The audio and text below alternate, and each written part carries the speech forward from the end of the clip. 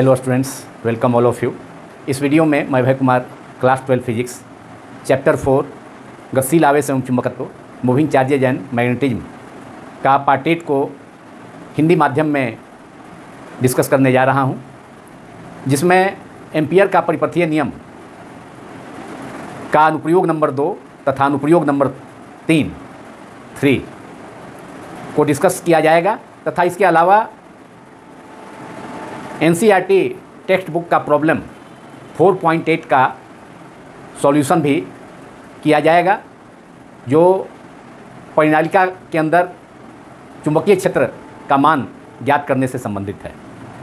तो सबसे पहले एम्पियर का परिपथीय नियम का अनुप्रयोग नंबर 2 सेकेंड एप्लीकेशन।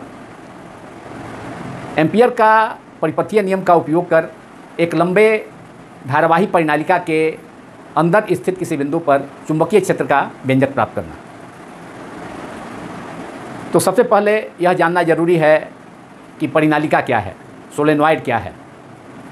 परिनालिका तांबे के एक लंबे पतले विसंवाहित तार इंसुलेटेड वायर की एक कुंडली होती है, जिसे मोटे कागज के बेलनाकार नली जिस पर धागा लिपटा होता है, तो धागा के बदले तांबे का विसंवाहित तार के अनेक फेरे एक दूसरे से काफ़ी निकट लिपटे होते हैं और उसमें परिनालिका का तार के एक सिरे से धारा प्रवेश करती है तथा दूसरे सिरे से बाहर निकल जाती है। तो इस व्यवस्था को धारावाही परिनालिका कहा जाता है। अब एम्पियर का परिपथीय नियम का उपयोग कर धारावाही परिनालिका के अंदर स्थित किसी बिंदु पर चुंबकीय क्षेत्र का व्यंजक प्राप्त करना है। तो इसके लिए माना कि एक धारावाही परिनालिका की लंबाई कैपिटल L है, बड़ा L है, तथा उसमें तार के लपेटों की कुल संख्या कैपिटल N है।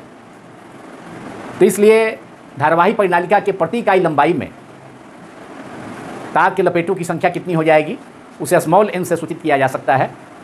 तो माना कि धारावाही परिनालिका के प्रति इकाई लंबाई में तार के लपेटों की संख्या स्मॉल n है, छोटा n है, तो इसलिए स्मॉल n को लिखा जा सकता है परिनालिका में तार के कुल लपेटों की संख्या कैपिटल N बटा कुल लंबाई परिनालिका की, जिसे कैपिटल L माना गया है। तो तार की परिनालिका की प्रति इकाई लंबाई में तार के लपेटों की संख्या small n equal to small n बराबर होगा कैपिटल N बटा L, और इसे समीकरण नंबर 1 मान लिया जाए, जिसका उपयोग आगे होगा। अब एक डायग्राम स्केच करना होगा परिनालिका का। तो परिनालिका चूँकि एक बेलनाकार नली पर लंबे पतले विसंवाहित तांबे के तार को लपेटकर निर्मित किया जाता है। यहाँ इस डायग्राम में एक धारावाही परिनालिका जिसकी लंबाई कैपिटल L है, तो उसके तांबे के विसंवाहित तार के अनेक फेरे को दर्शाया गया है। यह परिनालिका का डायग्राम है, फिगर है, चित्र है। और सपोज किया जाए, माना कि इसमें प्रवाहित होने वाली धारा, एक सिरे से धारा प्रवेश करती है, प्रवाहित होने वाली धारा I है, जो परिनालिका का तार के एक सिरे से प्रवेश करती है तथा दूसरे सिरे से परिनालिका के प्रत्येक फेरे से होकर विद्युत धारा प्रवाहित होती है और दूसरे सिरे से बाहर निकल जाती है। परिनालिका के जिस सिरे से धारा प्रवेश करती है, तो उसमें धारा की दिशा दक्षिणावर्त है, क्लॉकवाइज है, घड़ी की सुई की दिशा में है। तो वह सिरा साउथ पोल के समान वर्क करेगा। परिनालिका का साउथ पोल चुंबक के दक्षिणी ध्रुव के समान काम करेगा। तो दूसरा सिरा, जब एक सिरा परिनालिका का दक्षिणी ध्रुव साउथ पोल के समान काम करेगा, उसको S से डिनोट किया गया है, सूचित किया गया है। तो दूसरा सिरा नॉर्थ पोल के समान कार्य करेगा। नॉर्थ पोल के समान वह सिरा कार्य करेगा परिनालिका का जिससे होकर धारा बाहर निकलती है, I। अब परिनालिका के कारण चुंबकीय क्षेत्र, जब विद्युत धारा परिनालिका से होकर प्रवाहित होगी तो उसके अंदर चुंबकीय क्षेत्र उत्पन्न होगा, जिसका मान परिनालिका के अंदर प्रत्येक जगह समान होता है, समरूप होता है। और परिनालिका के दोनों किनारे पर चुंबकीय क्षेत्र का मान उसके अंदर किसी बिंदु पर स्थित कहीं पर भी चुंबकीय क्षेत्र का मान का आधा होता है, लेकिन दोनों किनारे, दोनों सिरे पर, परिनालिका के दोनों सिरे पर चुंबकीय क्षेत्र का मान, उसके अंदर चुंबकीय क्षेत्र का मान का आधा होता है, लेकिन पूरे परिनालिका में चुंबकीय क्षेत्र का मान समान होता है। और चुंबकीय क्षेत्र की जो दिशा होती है वह परिनालिका, धारावाहिक परिनालिका के अक्ष के अनुरेख होती है। ये परिनालिका का अक्ष हो गया, ठीक। परिनालिका के दोनों सिरे के, मतलब परिनालिका के अंदर उसके मध्य भाग से होकर उसके दोनों सिरों को, परिनालिका के दोनों सिरे को मिलाने वाली रेखा, ये परिनालिका का अक्ष हो गया। और इसके अनुरेख, इस अक्ष के अनुरेख चुंबकीय क्षेत्र होगा, जिसे कैपिटल बी वेक्टर संकेत से सूचित किया गया है डायग्राम में। और इसी का व्यंजक मालूम करना है चुंबकीय क्षेत्र का परिनालिका के अंदर। लेकिन उपयोग किसका करना है? एम्पियर का परिपथीय नियम का उपयोग करना है। तो हम जानते हैं कि एम्पियर का परिपथीय नियम लागू होता है एक बंद लूप के लिए। तो यहाँ पर भी एक बंद लूप परिनालिका से होकर, परिनालिका के अंदर एक बंद लूप, परिनालिका से होकर एक बंद लूप पर विचार करना होगा। तो यहाँ पर चूँकि परिनालिका की लंबाई, परिनालिका कैसा है? बेलनाकार आकृति का है और लंबा है, उसका मतलब परिनालिका का जो तार है वह लंबा है, जिसको बेलन के ऊपर, माने बेलनाकार खोखली नली के ऊपर लपेटकर तांबे के तार के अनेक फेरे विसंवाहित तार, विसंवाहित का मतलब है तांबे के तार को विसंवाहित करना, उस पर प्लास्टिक का कवर लगा देना, जैसे घरों में हम लोग तार का उपयोग करते हैं। तो उसके ऊपर भी, अंदर में तो तांबे का पतला तार होता है और ऊपर में प्लास्टिक का कवर होता है। तो उससे क्या हो गया? वह विसंवाहित हो गया, इंसुलेटेड हो गया। तो अब एक आयताकार धारा लूप पर विचार करते हैं, जो कि धारावाहिक परिनालिका के लंबाई के अनुरेख होगा। तो एक आयताकार धारा लूप पर विचार किया जाए, जिसकी सपोज किया जाए वह आयताकार धारा लूप का नाम ABCD है। स्मॉल ए, स्मॉल ए, स्मॉल बी, स्मॉल ए, स्मॉल बी, छोटा B, small C, small D. और इस आयताकार लूप को एम्पीरियन लूप भी कहा जाता है, एम्पीरियन लूप भी कहा जाता है, ABCD, जिसका इस आयताकार लूप का AB भाग, मतलब AB भुजा, वह परिनालिका के अंदर है। उसको धारावाहिक परिनालिका के अक्ष के अनुरेख लिया गया है। आयताकार लूप की AB भुजा को परिनालिका का अक्ष, धारावाहिक परिनालिका के अक्ष के अनुरेख लिया गया है। जबकि CD भुजा, ये D भुजा है यहाँ, तो CD भुजा क्या है? परिनालिका के बाहर है। और परिनालिका के बाहर चुंबकीय क्षेत्र जो होगा वह क्या होगा? शून्य होगा। और जबकि परिनालिका के अंदर प्रबल चुंबकीय क्षेत्र, स्ट्रॉन्ग मैग्नेटिक फील्ड होता है, लेकिन परिनालिका के बाहर जहाँ CD भुजा है आयताकार लूप का, वहाँ पर चुंबकीय क्षेत्र क्या होगा? शून्य होगा। अब एम्पियर का परिपथीय नियम का उपयोग किया जाए तो एक आयताकार धारा लूप, माने एक आयताकार लूप ABCD, परिनालिका से होकर एक आयताकार लूप ABCD पर विचार किया जाता है। एक आयताकार लूप परिनालिका से होकर, परिनालिका, धारावाहिक परिनालिका से होकर एक आयताकार लूप, एक आयताकार लूप ABCD पर विचार किया जाता है, जिसकी लंबाई कितनी है? L है। जिसकी लंबाई, इस आयताकार लूप ABCD, जिसका AB सिरा, AB भुजा परिनालिका के अंदर है, अक्ष के अनुरेख, ये परिनालिका के अक्ष के अनुरेख AB भुजा है, जिसके अनुरेख चुंबकीय क्षेत्र की दिशा भी दर्शाई गई है। तो इसकी लंबाई कितनी हो गई? L हो गई, स्मॉल l हो गई। परिनालिका की कुल लंबाई कितनी है? परिनालिका की कुल लंबाई कैपिटल L है। लेकिन इस आयताकार लूप ABCD से होकर की लंबाई कितनी है? Small l।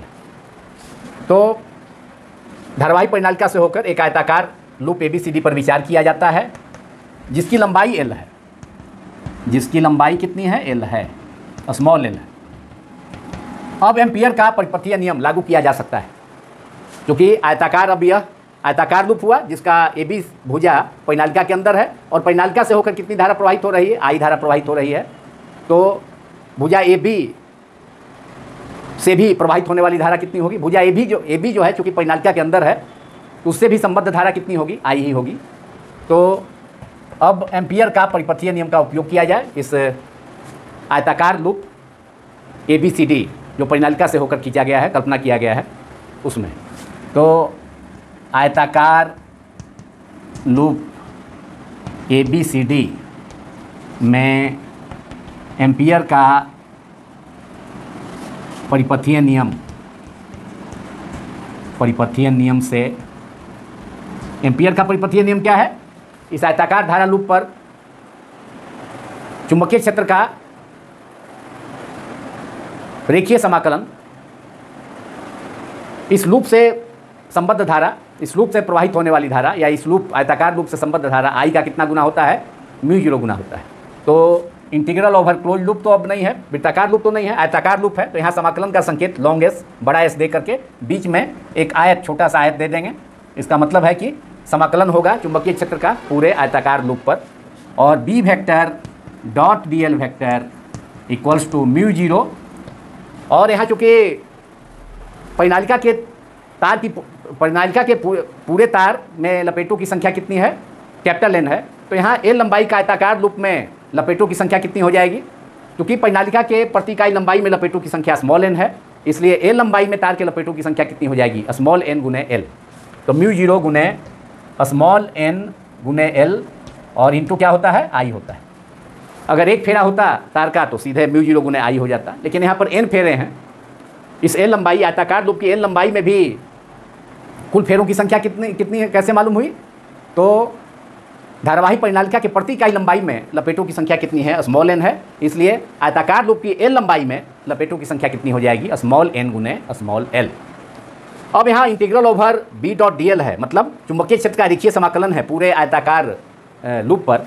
तो इसको अब 4 भाग में, मतलब रेखीय समाकलन यहाँ चुंबकीय क्षेत्र का 4 भाग में, माने चारों भुजाओं से होकर, मतलब चारों भुजाओं पर किया जा सकता है आयताकार लूप के, मतलब ए बी भुजा पर, बी सी भुजा पर, सी डी भुजा पर और डी ए मतलब ए डी भुजा पर। तो इसे 4 भाग में बांटा जा सकता है। तो किया जाए, पहले कौन भुजा हो गया? आयताकार लूप का ए बी भुजा जो परिनालिका के अंदर है।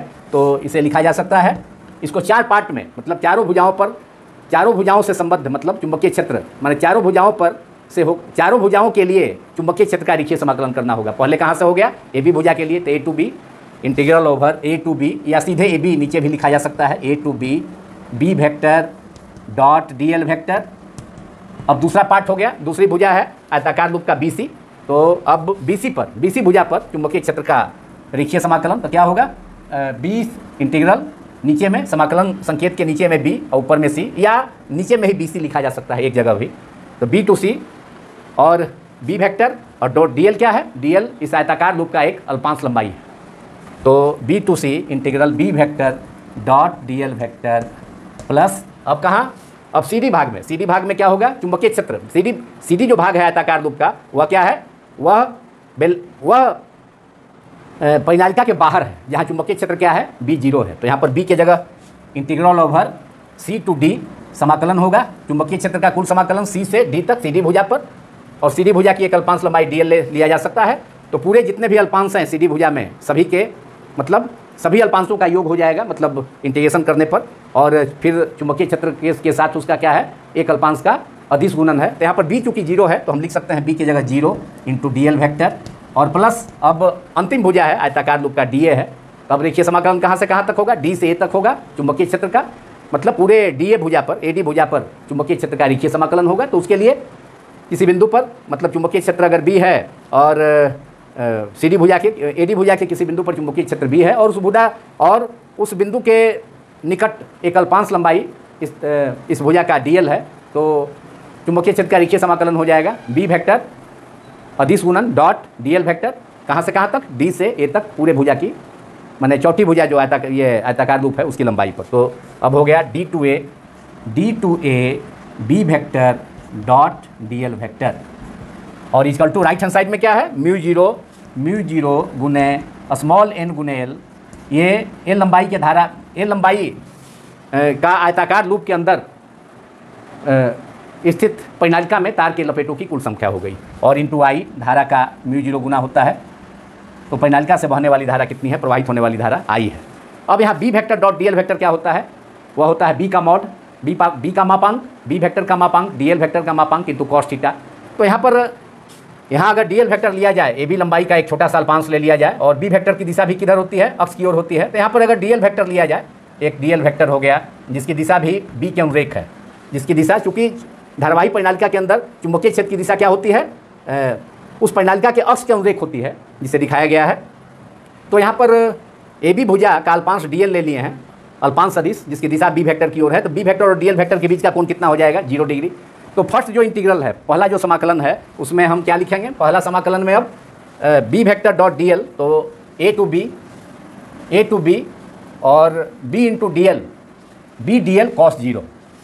तो पहले समाकलन में हम लिखेंगे और ए टू बी समाकलन, ए टू बी समाकलन का संकेत, और निम्न सीमा ए है, उच्च सीमा बी है, A to B, B vector dot D L vector को लिखेंगे बी का मॉड मापांक डी एल वेक्टर का मापांक इंटू कॉस थीटा, थीटा 0 हो गया, चूंकि चुंबकीय क्षेत्र परिनालिका के अंदर चुंबकीय क्षेत्र की दिशा और आयताकार लूप का ए बी, आयताकार लूप की भुजा ए बी का अल्पांश लंबाई, अल्पांश सदिश डी एल की जो दिशा है वह बी की दिशा में ही है, इसलिए थीटा 0 हो गया। और सेकेंड सिचुएशन में क्या होगा, आयताकार लूप के बीसवीं भाग के लिए क्या होगा, चुंबकीय क्षेत्र की दिशा किधर है, अक्ष के अनुरेख है, अक्ष के अनुरेख है, चुंबक का अक्ष के अनुरेख है, मतलब धारावाही परिनालिका जो कि एक चुंबक के समान भी व्यवहार करता है, तो उसके अक्ष के अनुरेख है। तो अब इसको क्या किया जाए, मतलब यहाँ पर बी की दिशा और जो लंबाई है अल्पांश लंबाई, जो बीसी भाग का एक मतलब बीसी भाग का मतलब आयताकार लूप का बीसी भाग का एक अल्पांश लंबाई अगर डीएल ले लिया जाए तो उसकी दिशा किधर होगी, चुंबकीय क्षेत्र, मतलब चुंबकीय क्षेत्र की दिशा जो कि परिनालिका के अक्ष के अनुरेख है, तो उसके क्या होगी, लंबवत होगी, तो 90 डिग्री।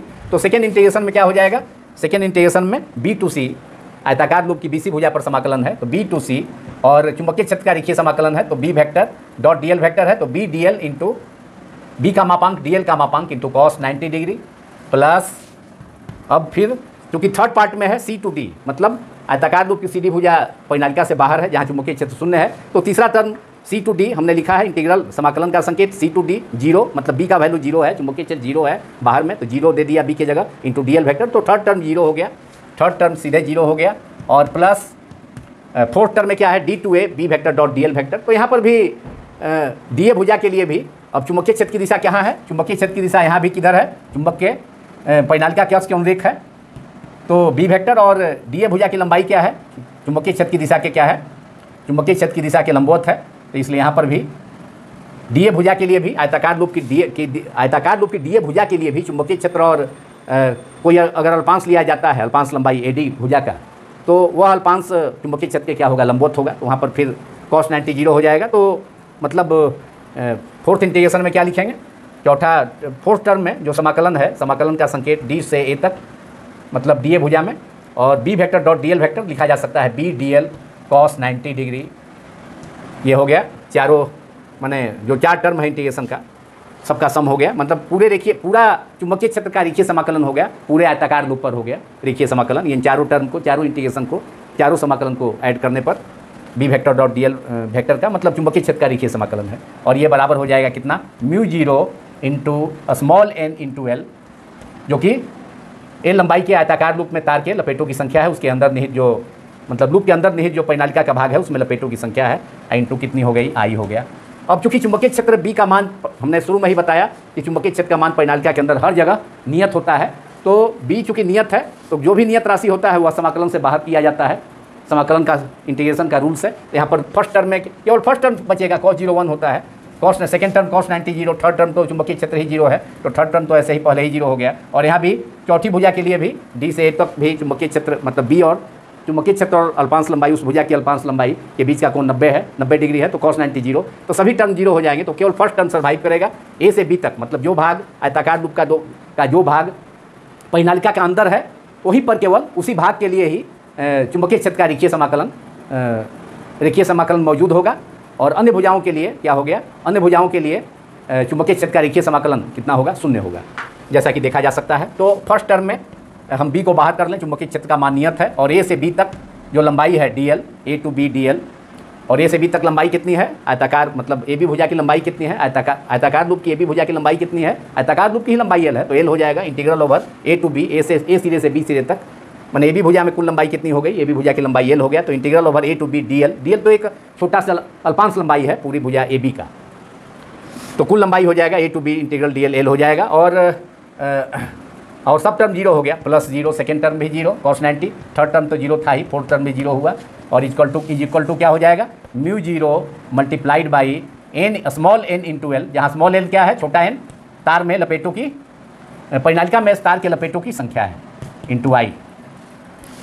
अब इंटीग्रल डी एल ए से बी तक, माने ए बी भुजा में आयताकार लूप का कुल लंबाई कितनी है, एल है, तो इंटीग्रल ओवर डी एल ए से बी तक कितना हो जाएगा, एल हो जाएगा, भुजा ए बी की कुल लंबाई के बराबर। और बी गुने एल ए से बी तक इन समाकलन डी एल का मान हो गया एल, माने आयताकार लूप की लंबाई हो गया ए बी भुजा की लंबाई। B into L is equal to क्या हो गया, mu zero multiplied by N into L multiplied by I. अब एल से एल कैंसिल हो गया दोनों साइड में, इसलिए चुंबकीय क्षेत्र का व्यंजक मालूम हो गया परिनालिका के अंदर किसी बिंदु पर जो चुंबकीय क्षेत्र समरूप होता है उसका व्यंजक हो गया कितना, B is equal to mu zero small N into आई।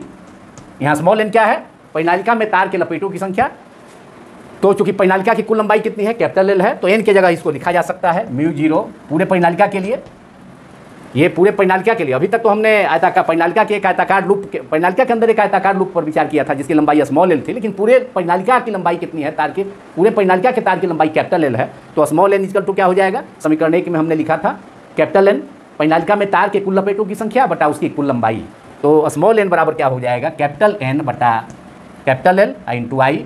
तो यही व्यंजक हो गया, धारावाही परिनालिका के अंदर स्थित किसी बिंदु पर चुंबकीय क्षेत्र का व्यंजक है और इसे समीकरण 2 से सूचित किया जाए।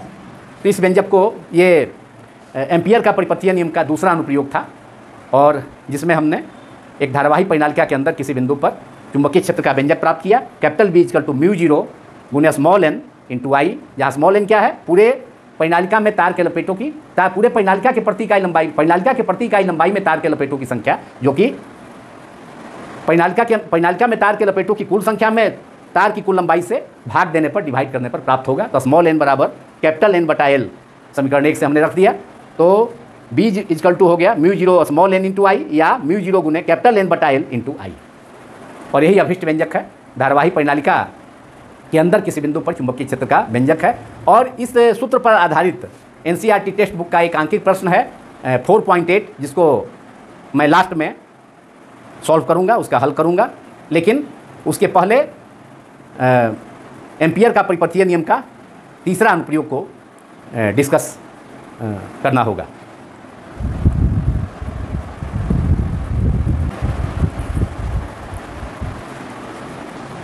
अब एम्पियर का परिपथीय नियम का अनुप्रयोग नंबर 3, धारावाही टोरॉयड के कारण चुंबकीय क्षेत्र, एम्पियर का परिपथीय नियम का उपयोग कर धारावाही टोरॉयड के कारण चुंबकीय क्षेत्र का व्यंजक प्राप्त करना है। अब पहले यह जानना जरूरी है कि धारावाही टोरॉयड है क्या चीज़। तो टोरॉयड भी एक परिमित आकार की परिनालिका ही है, बंद परिनालिका है, जो कि एक वृत्ताकार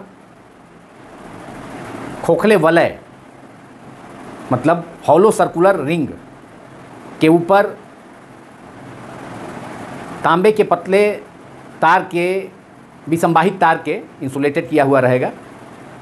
तो तांबे का विसंवाहित तार के अनेक फेरे जब काफ़ी नज़दीक, एक दूसरे के काफ़ी निकट जब किसी वृत्ताकार खोखले वलय पर लपेट दिए जाते हैं और उसमें धारा प्रवाहित होती है, विद्युत धारा प्रवाहित होती है, तो इस व्यवस्था को टोरॉयड कहा जाता है। अर्थात यह कहा जा सकता है कि टोरॉयड एक बंद परिनालिका है। परिनालिका को ही अगर मोड़ दिया जाए, बेंड कर दिया जाए वृत्त की आकृति का, तो वह टोरॉयड कहलाता है। तो माना कि किसी टोरॉयड से होकर प्रवाहित होने वाली विद्युत धारा कैपिटल आई है तथा उस टोरॉयड में तार के कुल लपेटों की संख्या, तार के जो फेरे टोरॉयड में होते हैं एक दूसरे के काफ़ी निकट होते हैं, तो उसकी कुल संख्या कितनी है, n है। और टोरॉयड को डायग्राम चित्र में दर्शाया जा सकता है। तो एक टोरॉयड को यहाँ इस चित्र में टोरॉयड की आकृति को दर्शाया जा रहा है। ये टोरॉयड है जिसमें तार के अनेक फेरे, लेकिन वृत्तीय वलय के समान इसका शेप होगा। एक वृत्तीय वलय पर, खोखला वलय पर ही पतले तार के अनेक फेरे विसंवाहित तार के अनेक फेरे लपेट दिए जाते हैं। तो यह आकृति टोरॉयड है, जो कि एक वृत्तीय वलय के समान है। तो सपोज किया जाए कि इसमें प्रवाहित होने वाली धारा टोरॉयड में कितनी है, आई है। एक सिरे से धारा इसमें, इसके भी 2 सिरे खुले होते हैं और एक सिरे से धारा, टोरॉयड के दोनों सिरे, 2 सिरे खुले होते हैं। एक सिरे से धारा प्रवेश करती है टोरॉयड के अंदर में, जबकि दूसरे सिरे से बाहर निकल जाती है। तो यहाँ एक सिरे से धारा प्रवाहित हो रही है क्लॉकवाइज डायरेक्शन में और दूसरे सिरे से बाहर निकल जा रही है।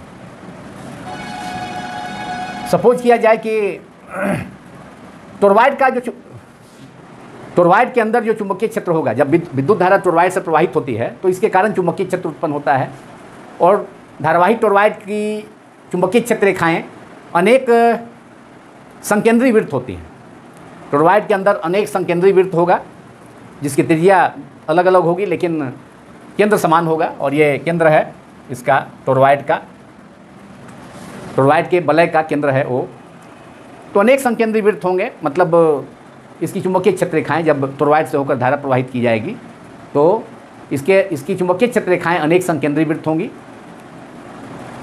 और चुंबक इस धारावाही टोरॉयड के अंदर, मतलब जो रिक्त भाग है उसमें चुंबकीय क्षेत्र क्या होगा, B=0 होगा खोखले भाग में, और बाहर भी, टोरॉयड के बाहर भी चुंबकीय क्षेत्र होगा। तो चुंबकीय क्षेत्र कहाँ होगा, चुंबकीय क्षेत्र केवल टोरॉयड की परिधि में होगा। ये परिधि, तो एक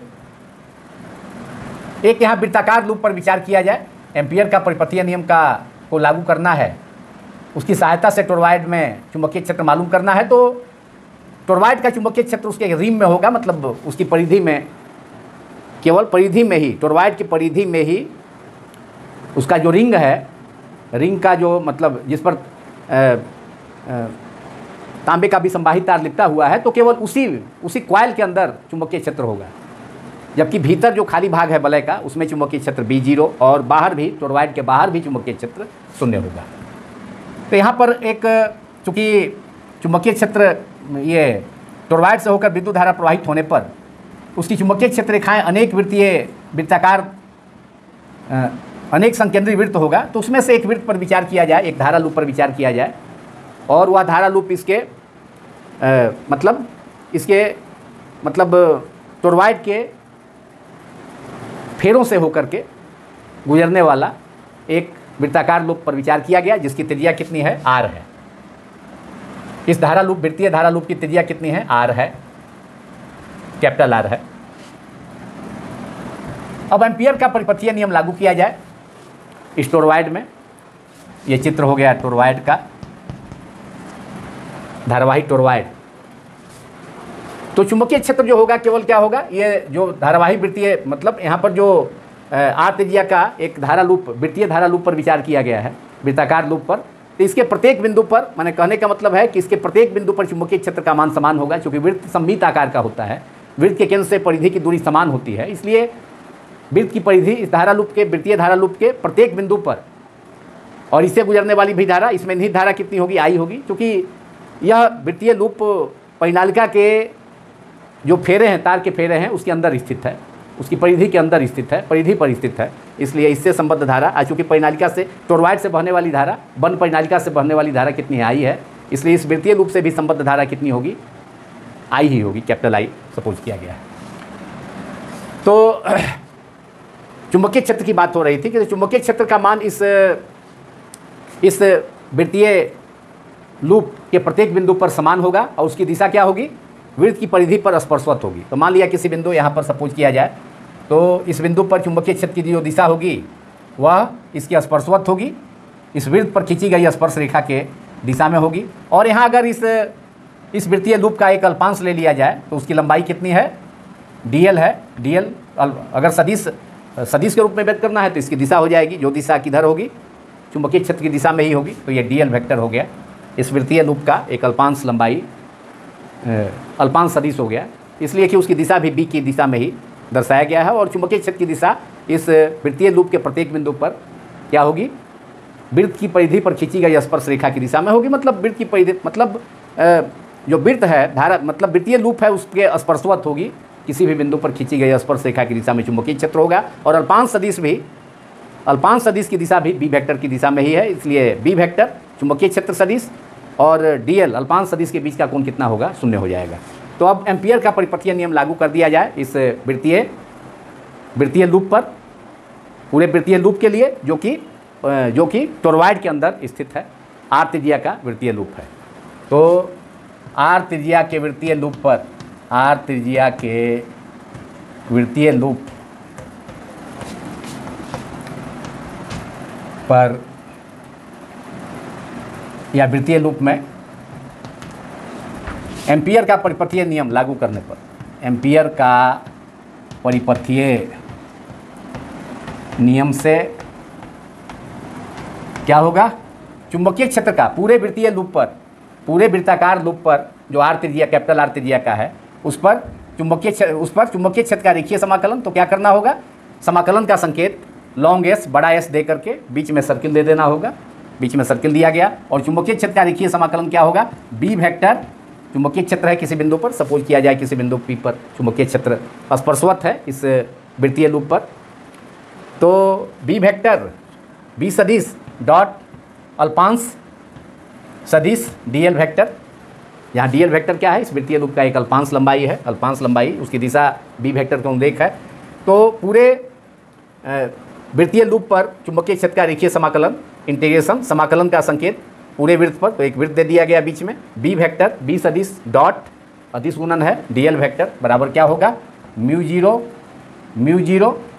और इसमें क्या है, इसकी तार की कुल, मतलब परिनालिका में तार की लपेटों की कुल संख्या कितनी है, सपोज किया जाए कैपिटल एल है, कैपिटल एन है, तो उसके मतलब तो पूरे तार के एन फेरे से संबद्ध चुंबकीय क्षेत्र कितना से, माने तार के एन फेरे, मतलब टोरॉइड में जो तार के एन फेरे हैं, तार मतलब जो तार है जो कि एक वृत्ताकार वलय पर लिपटा हुआ है, तो उसमें तार के लपेटों की कुल संख्या n है, तो n फेरे से संबद्ध धारा कितनी हो जाएगी, n इंटू आई हो जाएगा। तो म्यू जीरो गुने n इंटू आई, एम्पियर का परिपथीय नियम से, क्योंकि चुंबकीय क्षेत्र का रेखीय समाकलन उस धारा लूप या उस बंद लूप से प्रवाहित होने वाली धारा का म्यू जीरो गुना होता है। लेकिन चूंकि इस धारा लूप में, मतलब टोरॉइड में तार के अनेक फेरे हैं, मतलब n फेरे हैं कुल, तो n से गुना कर दिया गया, n इंटू आई हो जाएगा।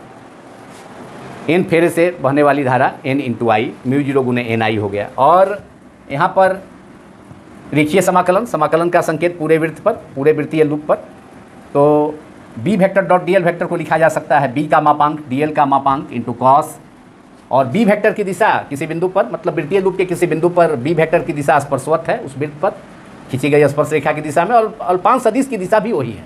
तो बी वेक्टर तथा डीएल वेक्टर, बी सदिश और डीएल सदिश के बीच का कोण कितना हो गया, 0 डिग्री। तो अदिश गुणन का सूत्र से चूँकि होता है, अगर दो सदिश है ए वेक्टर और बी वेक्टर, तो उसका अदिश गुणन ए वेक्टर डॉट बी वेक्टर को लिखते हैं ए का मॉड, ए का मापांक इंटू बी का मापांक इंटू कॉस थीटा। यहाँ B vector dot DL vector का अदिश गुणन है, तो बी का मॉड, बी का मापांक कैपिटल बी हो गया, तीर हट गया, परिमाण हो गया, और डीएल वेक्टर का भी मापांक हो गया केवल डीएल इंटू कॉस, और दोनों के बीच का कोण इस वृत्तीय लूप के किसी भी बिंदु पर बी वेक्टर तथा डीएल वेक्टर के बीच का कोण कितना होगा, 0 डिग्री। तो कॉस 0 डिग्री इजकल टू हो गया कितना, म्यू जीरो गुने एन इंटू आई। और चूँकि चुंबकीय क्षेत्र वृत्त है, वृत्तीय लूप है, तो उसके प्रत्येक बिंदु पर चुंबकीय क्षेत्र का मान समान होगा, इसलिए कि वृत्त सममित आकार का होता है, सिमेट्रिक शेप का होता है। वृत्त के केंद्र से उसके परिधि के प्रत्येक बिंदु की दूरी समान होती है, इसलिए बी को बाहर कर लिए, क्योंकि चुंबकीय क्षेत्र का मान वृत्तीय लूप के प्रत्येक बिंदु पर नियत होगा, और जो राशि नियत होती है उसको समाकलन संकेत से बाहर कर लिया जाता है। तो कैपिटल बी चुंबकीय क्षेत्र है, उसको भी बाहर कर लिया गया, और केवल इंटीग्रल डीएल होगा पूरे वृत्त पर। एक अल्पांश लंबाई धारा लूप का, वृत्तीय लूप का एक अल्पांश लंबाई, एक अल्पांश सदिश डीएल है, और ऐसा बहुत सारा अल्पांश सदिश हो सकता है। सबको जोड़ देंगे तो पूरे वृत्त की लंबाई, पूरे वृत्तीय लूप की लंबाई, जो कि क्या हो जाएगी, वृत्त की परिधि 2 पाई आर के बराबर होगी, क्योंकि इस वृत्तीय लूप की त्रिज्या को कैपिटल आर माना गया है। तो cos 0 1 हो जाएगा, बराबर हो जाएगा म्यू जीरो गुने N I, capital N into I, जहाँ कैपिटल एन टोरॉइड में, धारावाही टोरॉइड में तार के कुल फेरों की संख्या है, कुल लपेटों की संख्या है, तथा आई टोरॉइड से प्रवाहित होने वाली विद्युत धारा है, जिसके कारण चुंबकीय क्षेत्र उत्पन्न होता है, और उसका मान ज्ञात करना है कैपिटल बी का। और capital B integral over DL कितना हो जाएगा, पूरे बंद लूप पर अल्पांश लंबाई अल्पांश सदिश का समाकलन हो गया। जितने भी अल्पांश सदिश होंगे वृत्तीय लूप का, सबका योग क्या हो जाएगा, इंटीग्रल ओवर पूरे समाकलन, पूरे मतलब पूरे वृत्तीय लूप पर अल्पांश सदिश का समाकलन हो गया। माने अल्पांश लंबाई को जोड़ देंगे, अल्पांश लंबाई को जोड़ देंगे, अल्पांश लंबाई का समाकलन क्या हो जाएगा, वृत्त की परिधि 2πr। वृत्तीय लूप के सभी अल्पांशों को जोड़ दिया जाए, ऐड कर दिया जाए तो पूरा वृत्त हो जाएगा। वृत्त की परिधि 2πr बराबर हो गया μ0 गुने n कैपिटल N इंटू आई। इसलिए B इजकल टू हो गया, कैपिटल B इजकल टू हो गया μ0 गुना capital N upon 2π capital R multiplied by I. μ0 गुने n अपॉन 2πr, जहाँ n क्या है, धारावाही टोरॉइड में तार के कुल लपेटों की संख्या, और 2πr क्या है, धारा लूप की या धारावाही टोरॉइड की त्रिज्या, या वृत्तीय धारा लूप की, वृत्तीय लूप की त्रिज्या, या पूरे, क्योंकि वृत्तीय लूप जो है टोरॉइड के अंदर, टोरॉइड के मटेरियल से ही पास कर रहा है। टोरॉइड के जो फेरे हैं, तार के फेरे, उसी से होकर पार कर रहा है, उसकी परिधि रिम से होकर पास कर रहा है। तो इसलिए n/2πr क्या होगा, n हो गया तार की कुल लपेटों की संख्या टोरॉइड में, और 2πr टोरॉइड की परिधि हो गया, टोरॉइड की कुल लंबाई हो गया, वृत्तीय लंबाई। तो तार के n/2πr क्या हो गया, तार के कुल फेरों, टोरॉइड में तार के कुल फेरों में उसकी परिधि से, मतलब टोरॉइड की लंबाई से भाग दे दिया जाए तो टोरॉइड के प्रति इकाई लंबाई में तार के लपेटों की संख्या होगी, जिसे स्मॉल n से भी सूचित किया जा सकता है।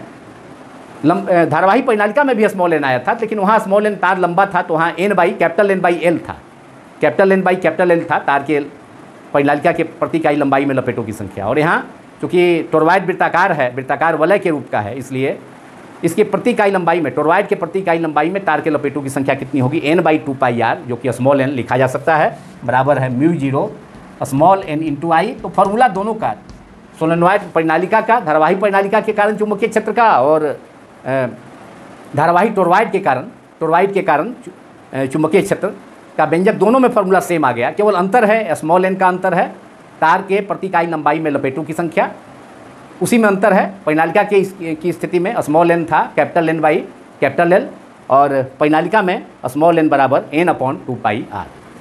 तो यही अभिष्ट व्यंजक है, और इसे समीकरण 2 मान लिया जाए, और समीकरण 1 था इंटीग्रल ओवर पूरे वृत्त पर, ये पूरे वृत्त पर वृत्तीय लूप पर समाकलन, किसका समाकलन, चुंबकीय क्षेत्र का समाकलन, integration over close loop B vector dot dl vector बराबर μ0 n/, इसे समीकरण 1 माना जा सकता है। और ये समीकरण 2 हो गया, जो टोरॉइड के कारण उसके अंदर, टोरॉइड के अंदर, मतलब टोरॉइड के परिधि के अंदर किसी बिंदु पर चुंबकीय क्षेत्र का व्यंजक हो गया μ0 गुने कैपिटल N/2πr गुने आई, या μ0 गुने n/2πr के जगह स्मॉल n लिखा जा सकता है इंटू कैपिटल I, जहाँ स्मॉल n क्या है, टोरॉइड के प्रति इकाई लंबाई में तार के लपेटों की संख्या, यहाँ लिखा जा सकता है small n capital N/2πr, toroid में कुल लपेटों की संख्या में उसकी टोरॉइड की जो वृत्तीय लंबाई है परिधि से भाग दे दिया गया, तो उसके प्रति इकाई लंबाई में तार के लपेटों की संख्या, तो capital N/2πr equal to small n, toroid के प्रति इकाई लंबाई में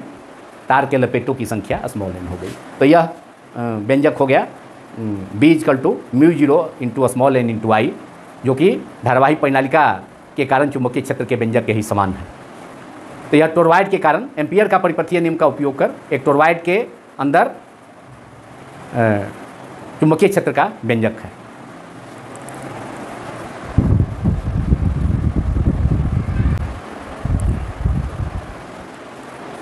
अब अंत में धारावाही परिनालिका के कारण उसके अंदर चुंबकीय क्षेत्र का व्यंजक पर आधारित NCERT टेक्स्ट बुक का प्रॉब्लम नंबर 4.8 का सॉल्यूशन। प्रॉब्लम नंबर 4.8 है कि एक घनी फेरों वाली, जिसमें तार के लपेटों की, तार के फेरे काफ़ी सटे हुए हैं, तो एक घनी फेरों वाली धारावाही परिनालिका की लंबाई 80 सेंटीमीटर है, 80 सेंटीमीटर है, जिसमें 5 परत हैं। कुल मिलाकर के उस परिनालिका में 5 परत हैं तार के फेरों की, और प्रत्येक परत में फेरों की संख्या कितनी है, 400 है। तो 5 परत में कितना हो जाएगा तार के फेरों की संख्या, 400 गुने 5 2000। तो कैपिटल N कितना हो जाएगा, तार के कुल फेरों की संख्या वह हो जाएगी 2000। 5 परत हैं, प्रत्येक परत में तार के फेरों की संख्या 400 है। तो कुल फेरे कितने हो जाएंगे परिनालिका में, जिसकी लंबाई 80 सेंटीमीटर है, उसमें तार के फेरों की संख्या 5 गुना 400 2000 हो जाएगा। परिनालिका का व्यास 1.8 मीटर है तथा परिनालिका से होकर 8 एम्पियर की अस्थायी धारा, नियत धारा प्रवाहित हो रही है। तो परिनालिका के अंदर केंद्र के नज़दीक, केंद्र के निकट, धारावाही परिनालिका के अंदर उसके केंद्र के निकट चुंबकीय क्षेत्र B का मान कितना होगा, चुंबकीय क्षेत्र B का मान ज्ञात करना है। तो प्रश्न में हमें दिया है इसका हल। अब परिनालिका की लंबाई कितनी हो गई, L इक्वल टू हो गया, capital L equal to 80 centimetre, और 80 सेंटीमीटर का मतलब हो गया 80 बटा 100 मीटर, 100 मीटर, ये मीटर हो गया। और इसको लिखा जा सकता है 80 × 10⁻², नहीं तो 0 से कैंसिल करा दें अंश तथा हर में, 80 का 1 0 और 100 का 1 0, तो 8/10, तो 0.8 मीटर हो जाएगा। तो दोनों ढंग से लिख सकते हैं। तो 80 गुने 100 है, 100 का मतलब 10 का पावर 2, 10 स्क्वायर, ऊपर पावर ले जाएंगे तो -2 मीटर हो गया, या 0.8 मीटर भी लिखा जा सकता है, 0.8 मीटर। और परतों की संख्या कितनी है, 5 है, और प्रत्येक परत में फेरे कितने हैं, तार के फेरे कितने हैं, 400। तो तार के कुल फेरों की संख्या कितनी हो जाएगी, कैपिटल N बराबर 5 परत हैं और एक परत में तार के लपेटों की संख्या, फेरों की संख्या 400 है। तो 5 गुने 400 बराबर 2000, 2000 फेरे।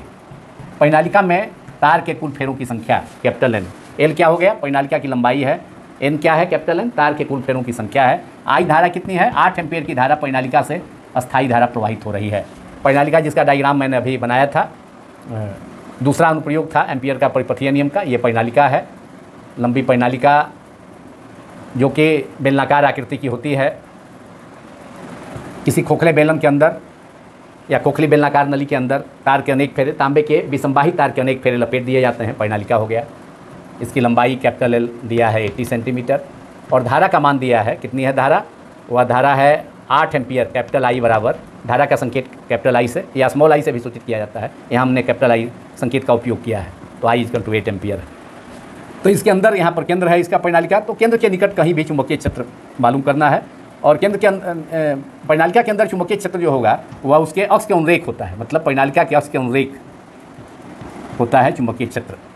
तो ये केंद्र अगर है ओ, तो उसके नज़दीक कोई पॉइंट है, दूसरा पॉइंट P सपोज किया जाए पॉइंट है, वहाँ चुंबकीय क्षेत्र मालूम करना है, चुंबकीय क्षेत्र का मान। तो I बराबर 8 एम्पियर, और चुंबकीय क्षेत्र का संकेत B है, B सदिश होता है, B वेक्टर, लेकिन उसका मान मालूम करना है तो केवल B लिखेंगे, कैपिटल V इक्वल टू वाट।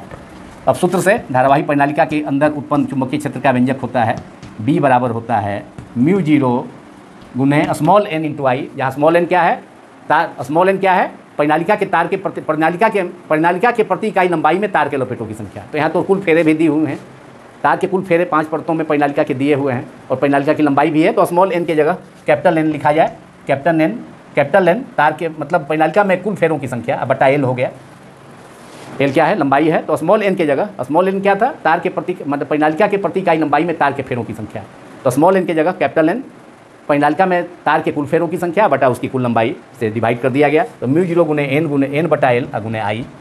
μ0 का मान कितना है, 4 पाई इंटू 10⁻⁻⁷, और यहाँ तार के कुल फेरों की संख्या कितनी मालूम किया गया, 2000 फेरे।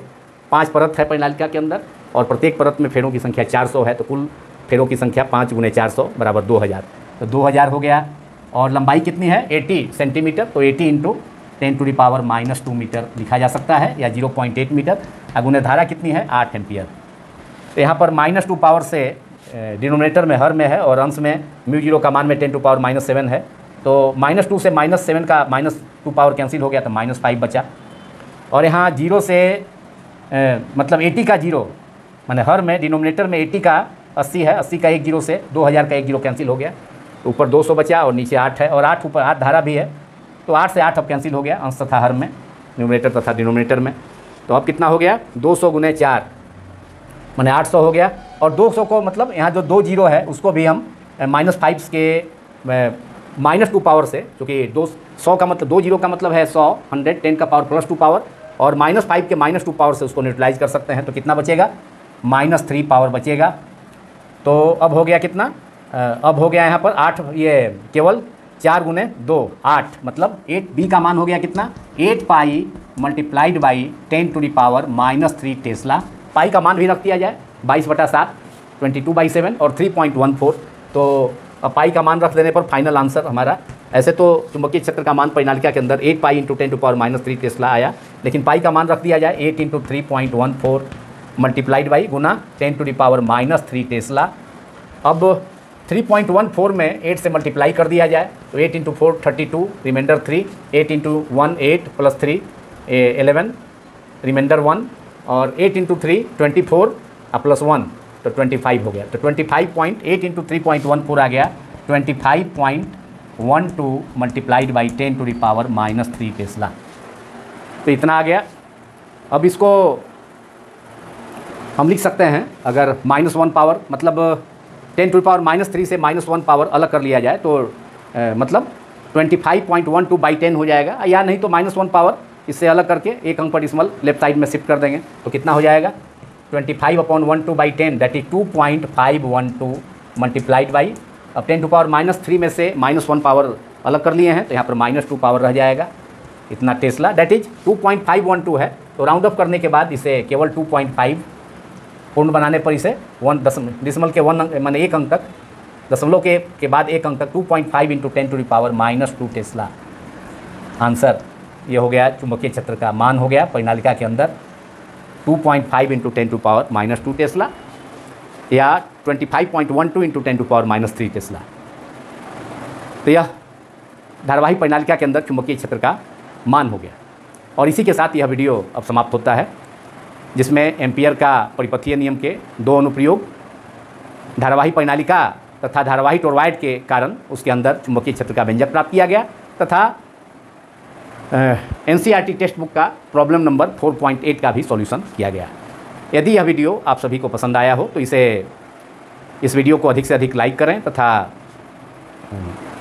मेरे YouTube channel physics quantum classes by Abhay Kumar को भी अधिक से अधिक संख्या में सब्सक्राइब करना न भूलें, क्योंकि यह चैनल आपको क्लास 10 से लेकर के ग्रेजुएशन मतलब BSc फिजिक्स तक का पढ़ाई इस चैनल से होता है, और कंप्लीट सिलेबस की तैयारी जिसमें महत्वपूर्ण प्रश्न भी शामिल हैं, तथा इसके अलावा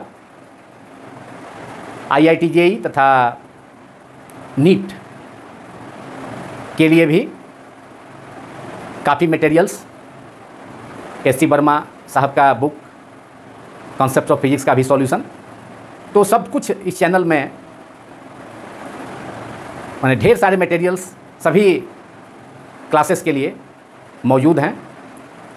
और जिसको वॉच करके, इस चैनल के वीडियोज़ को वॉच करके, मेरे चैनल के वीडियोज़ को वॉच करके आप परीक्षाओं में, एग्जामिनेशंस में अधिक से अधिक अच्छे अंक ला सकते हैं, तथा